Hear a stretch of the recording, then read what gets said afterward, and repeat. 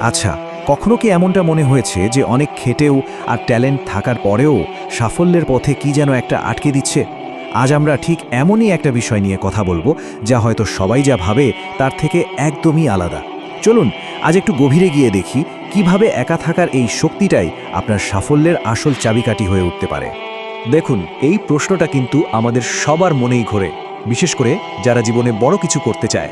আমাদের চারপাশে এমন কত মানুষ আছে, তাই না, যারা অমচন ট্যালেন্টেড, খুব পরিশ্রমী, কিন্তু তারপরও মনে হয় তারা নিজেদের পুরো পটেনশিয়ালে পৌঁছতে পারছে না। তো আজ আমরা এর পেছনের আসল কারণগুলোই খুঁজে বের করার চেষ্টা করব।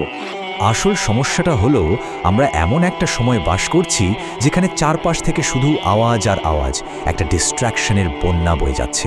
এই যে ডিজিটাল দুনিয়া, সোশ্যাল মিডিয়ার এই হইচই, এগুলো আমাদের ফোকাসকে একেবারে টুকরো টুকরো করে ফেলে আর আমাদের এগিয়ে যাওয়ার স্পিডটাই কমিয়ে দেয়।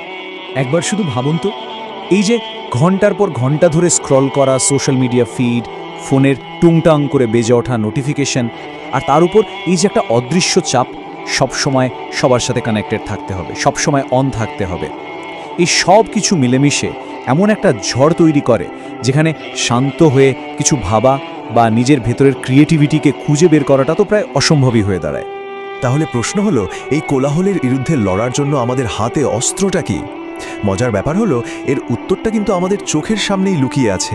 এটা এমন একটা সিক্রেট যা ইতিহাসের বড় বড় চিন্তাবিদ আর ক্রিয়েটিভ মানুষেরা যুগ যুগ ধরে ব্যবহার করে এসেছেন। আর সেটা হলো একা থাকার শক্তি বা নির্জনতা।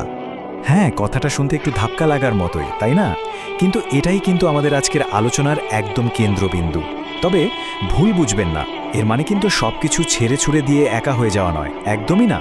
বরং এর গভীরে এমন একটা পাওয়ার লুকিয়ে আছে যা আমাদের ভেতর থেকে আসল জিনিসটা বের করে আনতে পারে। আর এটাই হলো আসল পয়েন্ট। এটা নিজেকে গুটিয়ে নেওয়া বা লুকিয়ে থাকা নয়, বরং এটা একটা স্ট্র্যাটেজিক চয়েস, নিজের ইচ্ছায় নেওয়া একটা সিদ্ধান্ত। মানে চারপাশের এই হইচই থেকে ইচ্ছে করে একটু সরে আসা, যাতে নিজের চিন্তাগুলোকে গুছিয়ে নেওয়া যায় আর যেটা আসলেই ইম্পর্ট্যান্ট সেদিকে মন দেওয়া যায়। এটা একটা দারুণ শক্তিশালী কৌশল। আচ্ছা, তো প্রশ্ন হলো, এই একা থাকাটা এত পাওয়ারফুল কেন? কেন এটাকে একটা সুপার পাওয়ার বলা হচ্ছে? চলুন এবার এর আসল কারণগুলো, মানে এর সত্যিকারের সুবিধাগুলো কি কি, সেটা একটু ভেঙে আলোচনা করা যাক। দেখুন, সাফল্যের মূল ভিত্তি কিন্তু এই তিনটি জিনিস। প্রথমত, এই একা থাকার অভ্যাসটা আমাদের ডিপ ফোকাস করার ক্ষমতাকে আনলক করে দেয়। দ্বিতীয়ত, এটা আমাদের নিজেকে ঠিকঠাকভাবে চেনার আর বোঝার সুযোগ তৈরি করে দেয়। আর সবশেষে, এটা এমন একটা মেন্টাল স্ট্রেংথ তৈরি করে যা কোনো পরিস্থিতিতেই সহজে ভেঙে পড়ে না। এবার চলুন সবচেয়ে বড় ভুল ধারণাটা নিয়ে কথা বলি। অনেকেই কিন্তু নির্জনতা আর একাকিত্ব এই দুটোকে গুলিয়ে ফেলেন, কিন্তু সত্যি বলতে এই দুটোর মধ্যে আকাশ পাতাল তফাৎ। দুটো কিন্তু একদমই এক জিনিস নয়। দেখুন, নির্জনতা বা সলিটিউড হলো একটা চয়েস, নিজের ইচ্ছায় বেছে নেওয়া একটা শান্ত অবস্থা। এটা নিজেকে গড়ে তোলা, নিজের গ্রোথের জন্য একটা দারুণ টুল।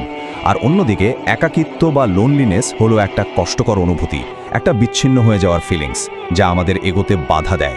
সোজা কথায়, একটা হলো পজিটিভ, অন্যটা নেগেটিভ। একটা শক্তি দেয় আর একটা দুর্বল করে দেয়। তো এতক্ষণ তো আমরা থিওরি নিয়ে অনেক কথা বললাম, নির্জনতা কি আর এটা কেন এত জরুরি। এবার চলুন একটু প্র্যাকটিক্যাল হওয়া যাক, দেখে নেওয়া যাক ঠিক কিভাবে এই পাওয়ারফুল অভ্যাসটাকে আমরা নিজেদের জীবনে কাজে লাগাতে পারি। আর এগুলো কিন্তু মোটেও রকেট সায়েন্স নয়, খুব সহজ কিছু স্টেপস।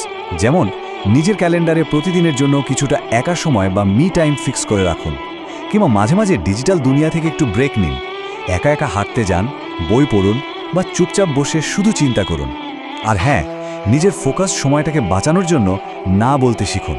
এটা কিন্তু একটা অঞ্চক জরুরি স্কিল। এই কথাটা কিন্তু খুব গভীর।